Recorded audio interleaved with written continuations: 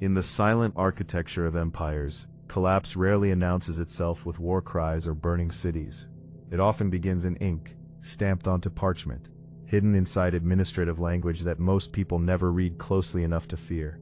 Across history, long before revolts filled the streets with smoke and shouting, there was always something far quieter, tightening its grip on daily life: taxation. Not as a single act, but as a slow accumulation of demands, levies, duties, and enforced contributions that gradually reshaped the boundary between survival and suffocation. And in the distance of those early moments, no one believed the system could actually break. Officials spoke of necessity, stability, and order. Merchants adjusted their prices, farmers calculated losses in silence. But beneath this fragile balance, something invisible was shifting.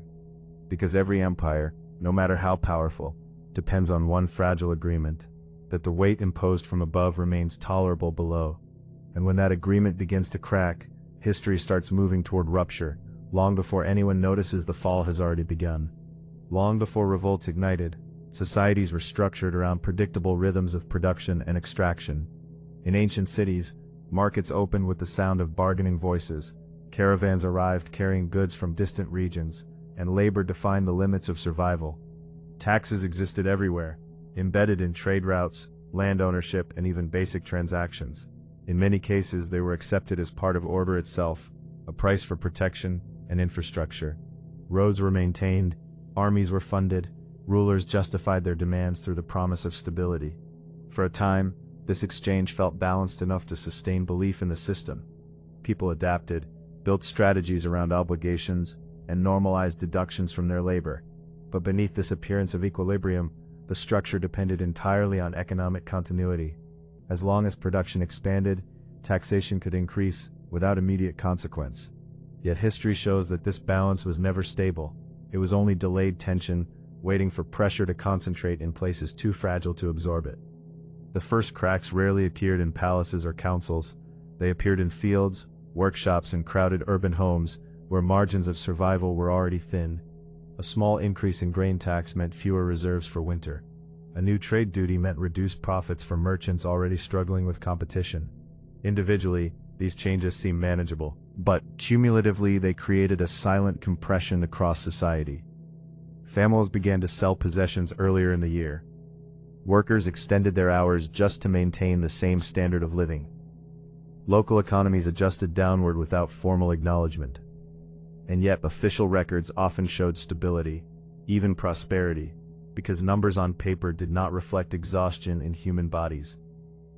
This disconnect between administrative perception and lived reality became one of the earliest warning signs of systemic strain. But no one understood what was coming next, because collapse does not begin with sudden ruin. It begins with normalization of decline. As fiscal demands increased, empires often interpreted resistance as isolated disorder, rather than structural warning. Authorities responded by reinforcing collection mechanisms, tightening enforcement, and expanding bureaucratic reach. Tax collectors became more present, more organized, and more deeply embedded in everyday life. In some regions, payment was no longer seasonal, but continuous, calculated across multiple categories of existence. Land, produce, commerce, inheritance, and labor were all segmented into taxable units. The system grew more precise at the same time it became more invasive.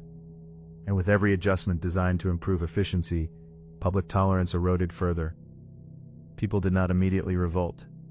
Instead, they adapted in ways that reduced visibility, underreporting income, shifting trade routes, or relying on informal economies. The state saw compliance on the surface, but beneath it, trust was dissolving. And history repeatedly shows that when compliance becomes performance rather than belief, stability is already entering its final phase.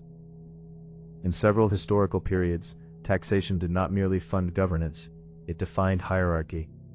The burden was rarely distributed evenly. Rural populations, lower classes, and marginalized groups often carried disproportionate weight. This imbalance created layered resentment that accumulated over generations. In cities, elites could sometimes negotiate exemptions or reduce exposure through influence and proximity to power. Meanwhile, those outside administrative protection experienced taxation as constant pressure without relief. Over time, This disparity transformed economic policy into social tension. What began as fiscal structure evolved into perceived injustice. And injustice, unlike economic hardship, does not remain contained within budgets or ledgers. It enters language, conversation, rumor, and memory. And once awareness spreads that the system extracts more than it returns, the foundation of legitimacy begins to erode quietly, long before any visible confrontation emerges. The breaking point rarely arrives as a single decision.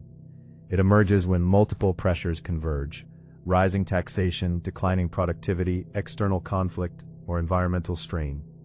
At that moment, authorities often respond with urgency, increasing levies to compensate for shortages. But this reaction accelerates the problem. Economic capacity contracts under pressure, and extraction intensifies in response, creating a feedback loop.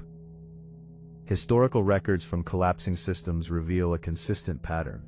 The more desperate the state becomes for revenue, the less capable the population becomes of providing it. This paradox transforms taxation from a tool of stability into a mechanism of destabilization.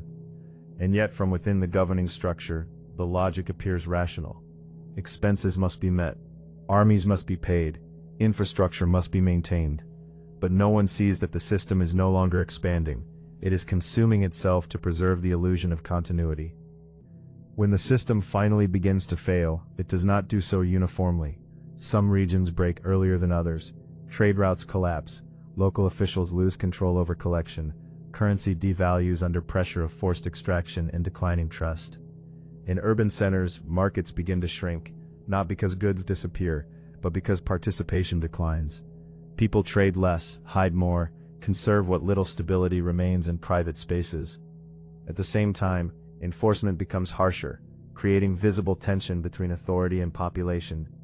What was once administrative procedure transforms into confrontation. Taxation, once accepted as structure, becomes perceived as extraction without return. And at this stage, even small incidents, an unpaid levy, a confiscated harvest, a disputed account, can ignite larger unrest, because they symbolize a system already losing legitimacy in the minds of those it governs. Revolts historically emerge not from sudden outrage, but from accumulated exhaustion. When populations reach a point where survival is consistently threatened by institutional demands, resistance becomes less a choice and more an inevitability. Early uprisings often begin in localized areas, villages refusing payment, merchants closing routes, workers abandoning obligations. Authorities typically respond with force, expecting compliance to return, but the response often deepens fragmentation. Each act of enforcement reinforces the perception that the system no longer serves its population, only its own survival. And once that perception becomes widespread, control mechanisms lose effectiveness, regardless of their intensity. Because no administrative structure can function indefinitely against a population that no longer recognizes its legitimacy. As revolts spread, the nature of collapse shifts from economic to social. Communities fracture internally. Alliances form and dissolve rapidly. Information becomes unreliable, as fear and uncertainty distort communication. In some regions, entire administrative systems dissolve, leaving gaps in governance that are quickly filled by local power structures or chaos. The original taxation system, once designed to organize stability, becomes irrelevant as enforcement collapses. What remains is not reform, but fragmentation, and in this fragmentation, historical continuity breaks. Records are lost, institutions disappear, and societies must rebuild under conditions shaped by the absence of what once held them together. The long-term consequences of tax-driven revolts extend far beyond the moment of collapse. Even after systems are replaced, the memory of extraction remains embedded in collective consciousness. Future governments often inherit both the structural lessons and the cautionary fear of overreach. In many cases, new fiscal models are designed specifically to avoid repeating previous excesses, though over time, similar pressures reappear under different names. Debt replaces levy, inflation replaces direct taxation, obligations are restructured, but the underlying tension between authority and survival persists. History does not eliminate the pattern, it only reshapes its expression, and every society that forgets this cycle eventually rediscovers it under new conditions. In the end, Tax burdens are not simply economic tools. They are reflections of a deeper relationship between governance and endurance. When balanced, they sustain structure and continuity. When excessive, they reveal the limits of compliance itself. Across centuries, revolts sparked by taxation were never just reactions to numbers on paper. They were responses to the moment when populations collectively recognized that the weight they carried had exceeded the logic of survival. And once that recognition spread, no decree, no enforcement, and no authority could fully restore what had already been broken. Because collapse, in its final form, is not the fall of institutions alone. It is the disappearance of belief that those institutions can still hold.